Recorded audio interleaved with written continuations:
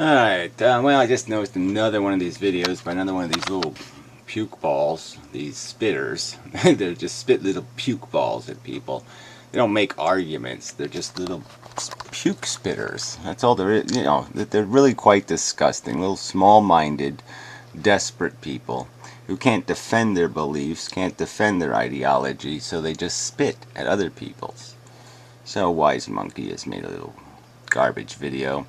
And so we'll play it because, you know, what else are we going to do? Well, he's also gotten really ugly. Yeah. Hello everyone. I want to talk to you about something. Yeah, no. It's quite serious, and it's a bit, if you ask me, it's a bit strange, okay? I'm going to tell you what it is, alright? It's a philosophy This is how he has a serious discussion in a 4-minute video, right? He calls it a serious discussion, serious subject.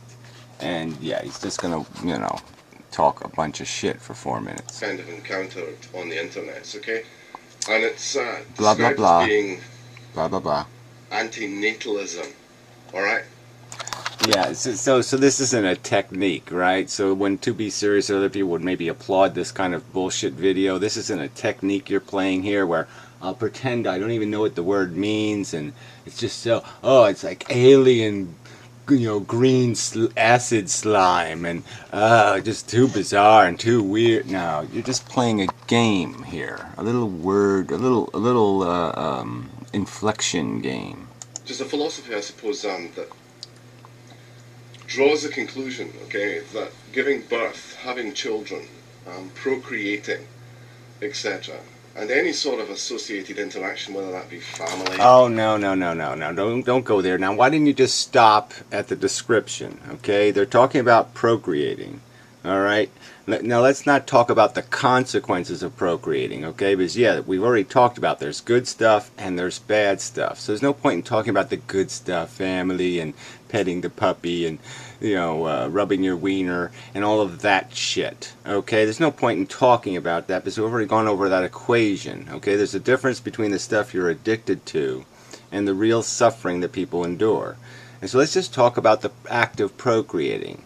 Does it have a rational justification? Is there a need it's serving besides your own subjective personal one that you've contrived out of culture?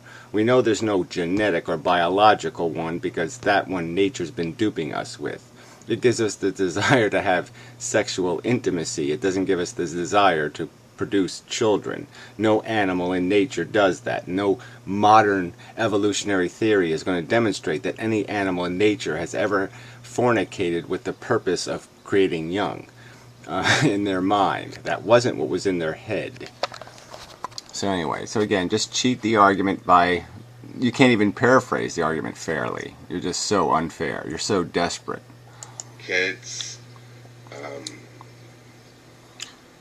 possible deeply enriching, loving relationships and family. Yes, lollipops and gumdrops and bouncy red ball. Yes, that means there'll be none of that stuff. It's true. But there'll also be no 6-year-olds dying of leukemia. There'll be no world wars. There'll be no AIDS, you know, 10 billion people horribly, slowly dying. So what? So again, you want to get into the logistics. You want to start doing the real math. Well, then you're going to have to do a more serious video than this. All right, but that's not your technique. That's not your purpose. Your purpose is just to spit some puke on somebody else's opinion while providing absolutely no alternative theory of human purpose. It's tightly binding each other with each other, like they have done for, you know, since the dawn of time. Okay, that proves it, right? Because something has been done since the dawn of time, it means it's a good thing. So I guess that's why you're for eating animals and why you can't step above, you can't rise above your nature, right? So if slavery was still in place, you definitely wouldn't be fighting against it, because you'd just be saying, we've always had slaves, that's the way we do things, we've always beat our wives, that's the way we do things. I mean, this is just an idiot, this argument from fucking tradition is just so transparently, obviously stupid. So I should make a 4-minute video and introduce the video by this weird concept these people of complete duplicity have. You know, where they'll argue something based on because it's some sort of stupid tradition. You know, so if people ate, you know, something poisonous because they didn't understand what microbes were, or they sacrificed animals to a god, we should keep doing that because they did it in the past. Yeah, fail again, moron. Yeah, it's part of our evolutionary makeup. Yeah. No. Again, see, that's just a canard. It's part of our cultural traditions, human mentality. But no one's having kids because it's part of their evolutionary makeup. They're having kids as a deliberate act now, especially. We have the technology to stop it. I'm sure you've prevented the event from taking place for a reason. So we can perfectly separate sex from procreation now. So you just can't keep making this argument that we're genetically made. No, we're not genetically obliged. Okay, we might genetically have that functionality as a possibility. I'll make the example again. I have the capacity to make a good hard fist. Doesn't mean I have a right now to throw it anywhere I want. That's all fine and well, yeah. And I think lots of us in our lives have many, many deep... You need to excuse me, I've got a dreadful cold. Yeah, well, there's no excuse for a dreadfully awful, pointless video. I mean, you never even got to completing the paraphrase of the argument, which is the antinatalist argument, all right, that's a terrible imposition. It's a risk that you're imposing on somebody else, and that you have no reasoned, rational defense of the act beyond your own selfish gratification. Never mind, we'll get over it. So, what we're saying ultimately is that there are some individuals that hold this very strange perspective, okay, described as being antinatalism, okay. Well, I could make the counter argument then, okay, there's these people on Earth, these ugly people who wear Nike shirts, who have this strange perception that it's somehow fun, okay, to take a kid and tie him into a roller coaster, even if he doesn't want to ride on a roller coaster. And you put him on a roller coaster that has these little rickety tracks and little rotten boards, and it's somehow, it's going to be fun to watch the little kid scream as he's going down the hill and then feel better. Oh, thank God, I made it, I lived. And then he gets to the top of the hill and screams going down the hill again because he doesn't know whether he's going to live or die, and he doesn't know what kind of shit he's going to go through. And he might fly off, and and then when he flies off the track, they'll just say, "Oh well, let's not pay any attention to that one. We'll just put a new kid on the fucking roller coaster." So there's these strange, bizarre, sadistic, crazy motherfuckers who enjoy watching that. It's bizarre. Bizarre it is. It's goddamn bizarre. That defines procreation, childbirth, and possibly even children as being unproductive, undesirable. And well, you could have stopped at unproductive. That would have been okay-ish. Again, all they're saying is it's this incredibly high risk, and by some theoretical descriptions, for a zero-sum potential. Like the best you can do is you'll create something that won't make a mess it doesn't clean up. That you have some hope of that accomplishment. And if you're in a dirty, stinking, rotten environment, it might clean up some of the mess around it. But that's your best hope. So first it has to be born into a circumstance where there's something to clean up, or else it has to make a mess and then clean up its own mess. And that theoretically somebody could look at that and say, yeah, that's not very rational. I think ultimately they should be extinguished within the human species. In other words, we should help. Well, extinguished again is using a word like, you know, where you're squirting bug spray on something and you're extinguishing it. Yeah, that it should not be, the experiment, the Frankenstein experiments should be discontinued until they're no longer Frankenstein experiments, until you know what the outcome is going to be, till you can control the outcome with some kind of reliability. You shouldn't be doing the experiment. That's the argument. I mean, I wish you would deal with the real argument, but of course you won't do that, because that's not your tactic, and that's not your intent. You're a propagandist, and you're a weak arguer, so you're going to resort to a bunch of, you know, why don't you just, you know, draw an ugly picture of us on a pamphlet, you know, put horns on our head. You're just a hate monger. Allow humanity to rot itself extinct. Oh my, and that now you could take that the next level, and you could explain how extinction actually means anything.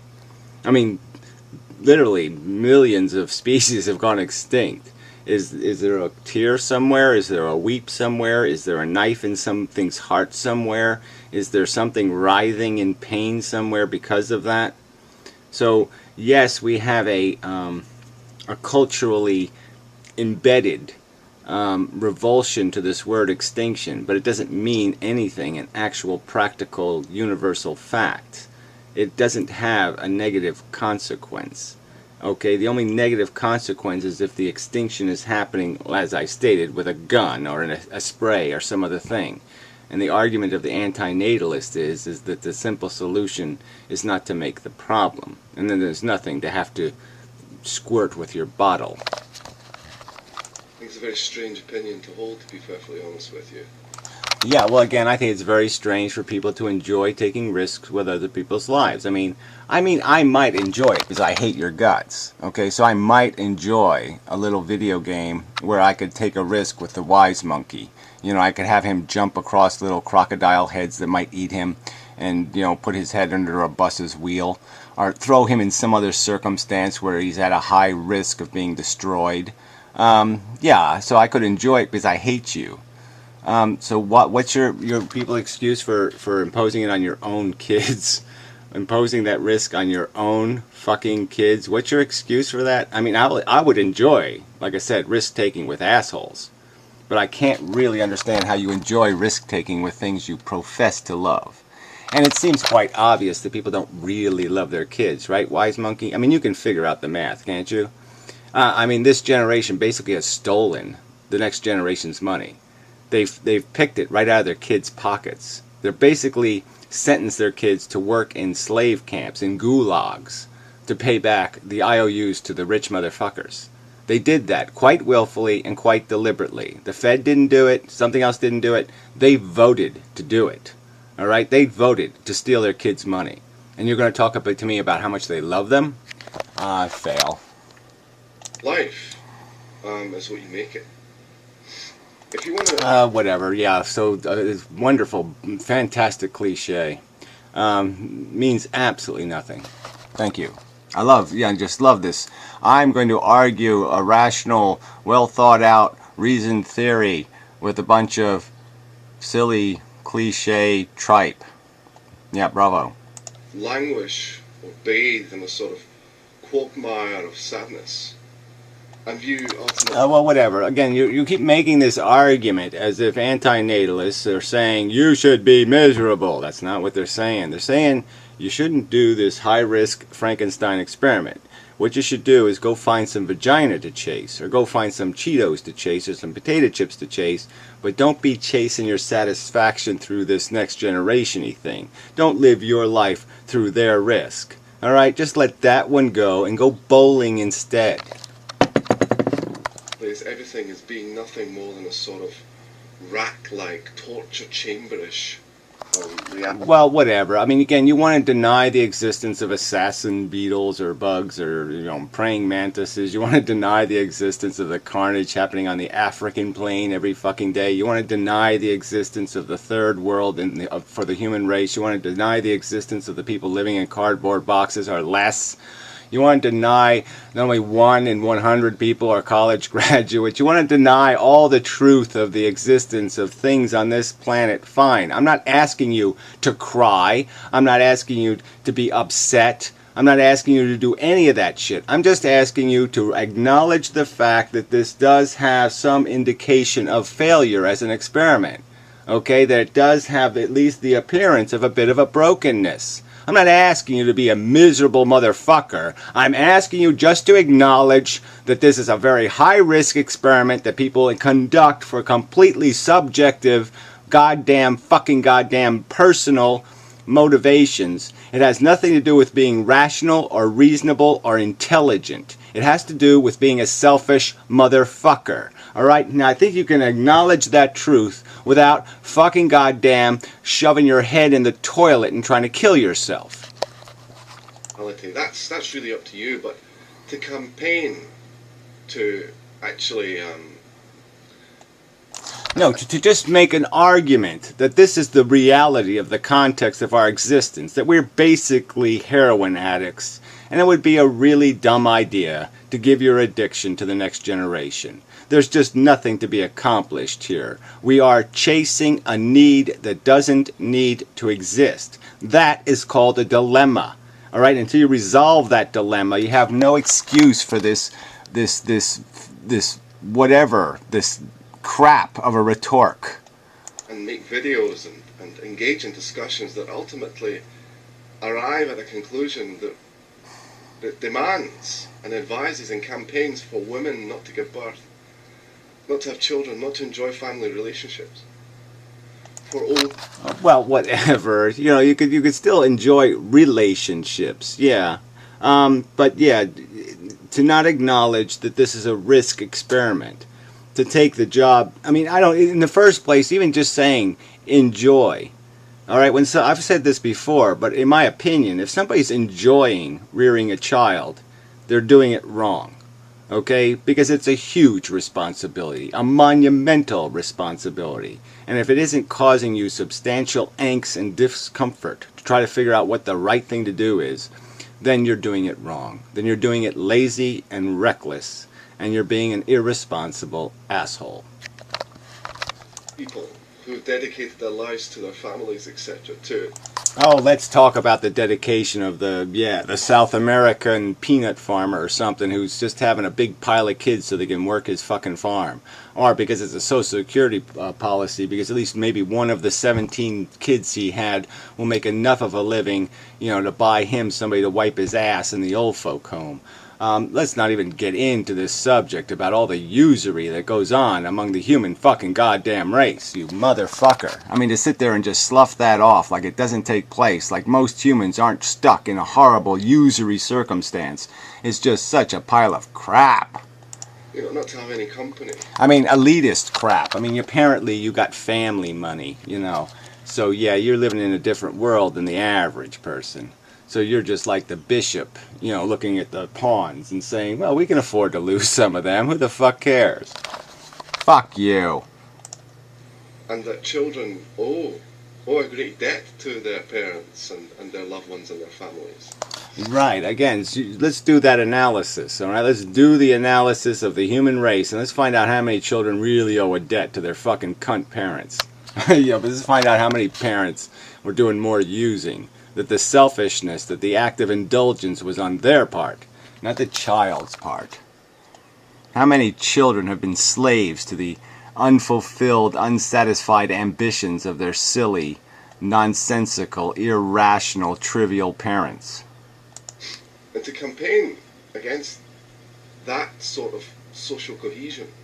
To me, No, that sort of social bullshit. It's just a contrivance of dysfunctional, retarded, superficial, and cosmetic culture. Your leave it to beaver theory doesn't fucking exist in reality. It's not how the human race lives, butt shit. there's something wrong.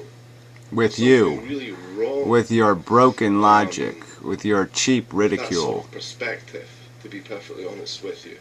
Oh, whatever. To be perfectly honest, why don't you be really perfectly honest and just explain that you have absolutely no counter argument, none whatsoever. So all you can do is stick your tongue out at it. Oh, it's so disgusting and repulsive. I'll just make a face, and yeah, let's all just make a face, everybody. Just make a face. Yeah, you won't counter argue. You'll just make a face.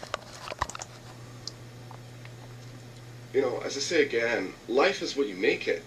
Ah, so the cliche twice. It's not even that good a cliche. It really isn't. I mean, to say it twice in one 4-minute video.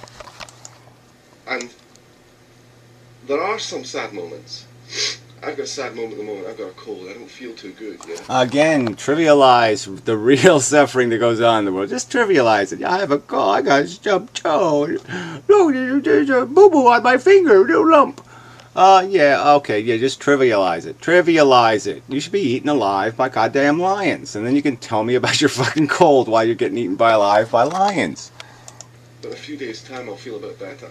Oh, lottie-dottie-dottie. As a sort of allegory. In other words, In other words, you're going to trivialize reality and turn it into some sort of Leave It to Beaver episode and so talk about how, see, look, everything works out. Beaver never gets cancer. Everybody lives happily ever after. It says so right on Leave It to Beaver. Everybody lives happily ever after. The Simpsons are still alive. None of them died. Yeah, South Park, they're all still 7 years old or whatever. One is 10 now. But yeah, everything's okay. It's all okay. They don't die. logical perspective and interpretation of stimuli within reality and our ultimate interpretation of that introspectively. And also... Oh, yeah, why don't you just do Professor Anton crap now, right? You're just going to say a bunch of babble. What the fuck was that shit? more panoramic view with regards to our interactions with society as a whole change. It's a dynamic interaction. And to adopt a perspective that ultimately rots all human life as being unworthy and worthy ultimately of a self-induced extinction. Yeah, how dare we judge the DNA? Because it knows what it's doing. So you're just another one of these, you've admitted, you're not even an atheist, right? You don't know what the fuck's going on. You're too stupid to draw an obvious conclusion. We evolved over 4 billion years because a piece of chemistry, through no fault of its own, reproduced. And the mechanism was once engaged, the ball's impossible to stop. It's like a little supernova, or a little nuclear reaction. Once it starts, it doesn't stop. It doesn't stop. It doesn't stop. And the only way it can stop is sooner or later the little particles of it have to say, stop. He reeks of a sort of maniacal bitterness at best. Okay, well, I'm just going to call you a sadistic lunatic. You enjoy watching children suffer. And if that isn't the reason why you want more kids in the world, it's because you want to molest them. So you either want to molest them or you enjoy watching them suffer. So I'll just use some preposterous rhetorics to insult your philosophy. Fine. Bravo. Brilliant argument. Fuck. You stupid dumb cunt. And a sort of madness Ugly. or insanity. Dub Or worse. cunt. So, Yeah, madness and insanity. Yeah, I think it's madness and insanity to take a risk with somebody else's life, especially if you don't hate them. You know, if you profess to give a fuck about them and to care about them and to love them, why would you risk their welfare? Why would you put them on a rickety roller coaster? Wouldn't you fix the roller coaster first? I mean, if you were a bird and you laid eggs, you just laid the egg on a branch. You didn't bother building a nest. You just laid the egg on a branch and you said, well, I'll let the next generation take care of the problem. I mean, it is just a bullshit excuse. We live in a fucking pigsty, and none of you fuckers will clean it up. Okay? And when somebody finally says, well, it's time to tear down this shithole, okay, we've let you play the game for 10,000 years with your civilization, and you really haven't caught on. It's time to give it up.